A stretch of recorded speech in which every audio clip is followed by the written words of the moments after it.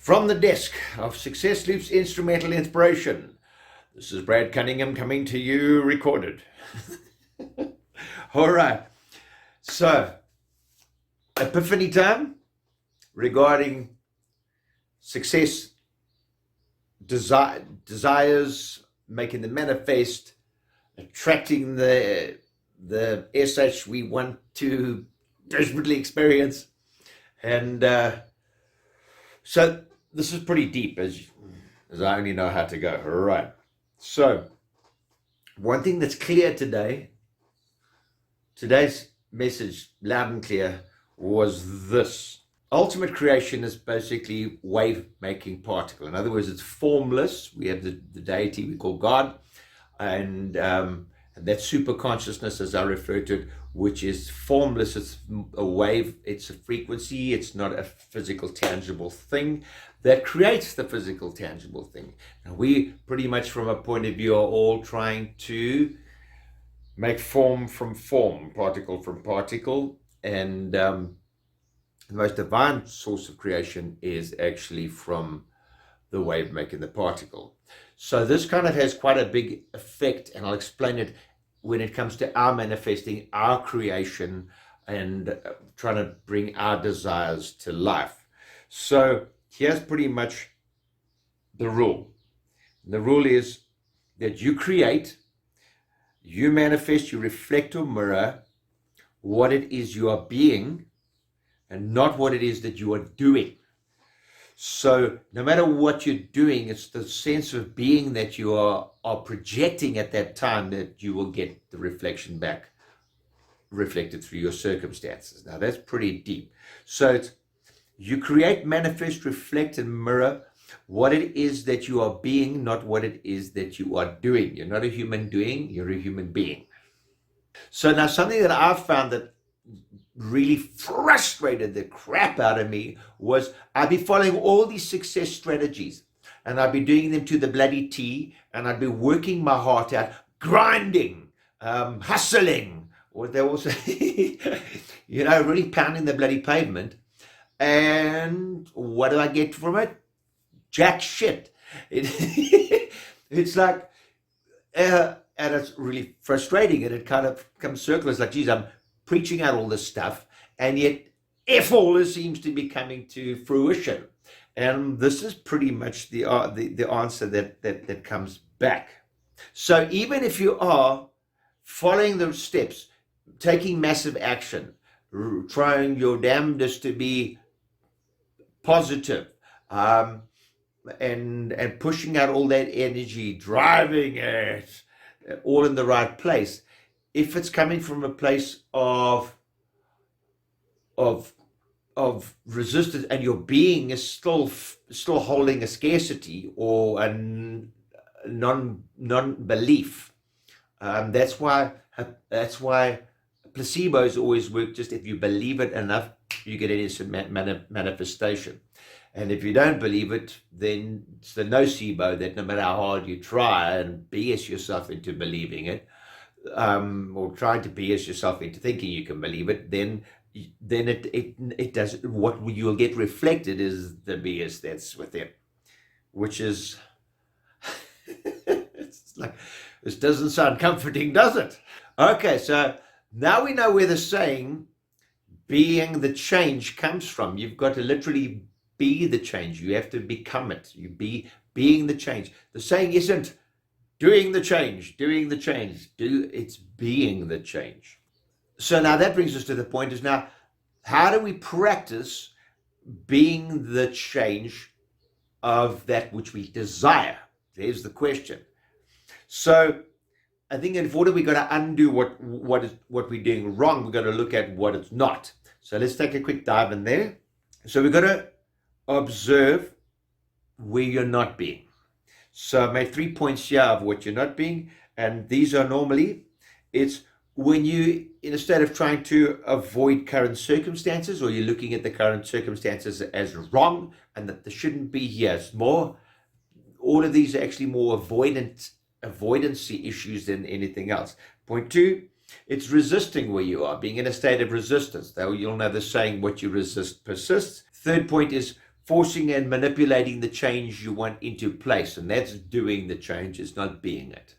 Okay, so we've looked at the doing part, which isn't really the being change. And we're now looking at observing that so we can recognize it and say, hold up, walk out, let's try and do this from a perspective of being and not doing.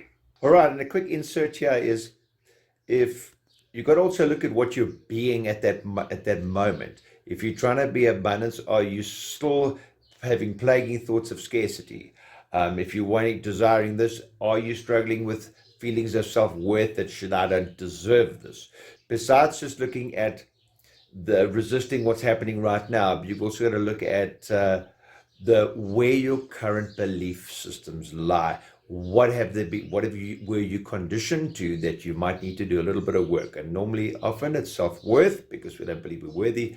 And often it's because we've been taught that there's just not enough to go around, and that scarcity is the main problem. It's just not enough for you. So we know that then being the change is then shifting from doing the change to being the change. So let's see how we can explain that in a way that we can embrace it a bit and practice it more.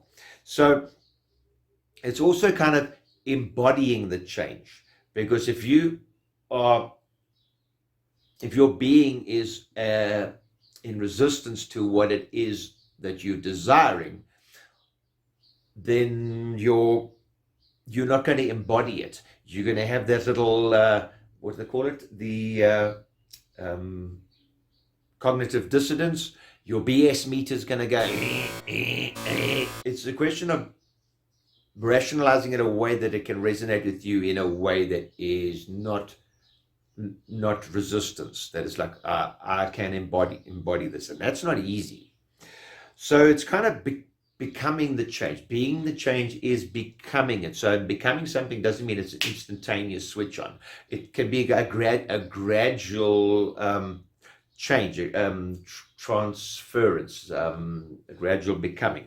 Okay, so a way to do this is to project what your desire is, and they say that feelings are the language of the soul. So project that in a quiet time when you've got, project what is that vision that I have. And a vision is a picture in your mind, and then with the emotions, project yourself into that place and see what it feels like. And so you've almost imagined that it has taken place. And they say your mind can't tell the difference between what's imagined and what's real. So there you employing tools and tricks there. And feeling the feeling of what it is, where it's done. I saw one person where they said they take it to the next level, where they actually then, in that vision, they then project ahead and say, right, I've got you, I've done it, this is fabulous, I'm feeling great about this, what's next? And then they picture themselves sitting down and envisioning the next step and feeling what that feels like. So you're getting like a hop, skip, and a jump. So being that change is also looking at what you desire to be manifested and stepping into that space. It's kind of feeling your way into it with faith and knowing that it's inevitable. Now, some of the tools of allowing this is to get away from the resistance of where you are now, is to stop looking at your current circumstances as either wrong or should never have been. They're here because they're meant to be here. That's just the way the universe works. Everything has superconsciously been conspired for you, by you, through you, and here we are. This isn't easy to look at it from a perspective of surrender and acceptance of what is, so you're not wasting any time and energy thinking this shouldn't have happened, this shouldn't be done, that needs to be fixed, that needs to be changed, that needs to be manipulated. And rather saying, okay, there is a divine design, then with that faith step into knowing that you have creative powers and that you could step into that vision without any residue or resistance, and then dream up and step into that space, become that space, and feel that becoming by having that vision of the desired future that you have, that really, really excites you. Do you have that vision in your head? Is it clear? Is it crystal clear? Can you, if you were phoned at like 3 o'clock in the morning and woke up and said, "What's your vision?" Could you actually eloquently describe it with flowery language that is very full of adjectives and descriptions and, as I said, eloquent? Cool. So have some fun with that.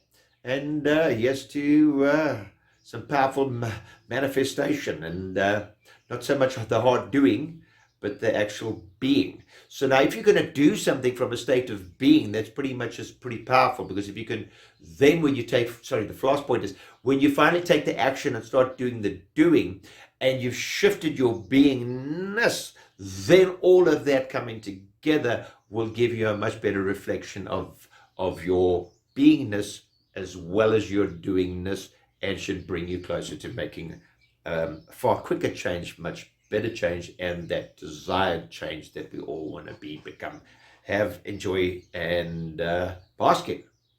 Peace out, much love. The Big Cigar.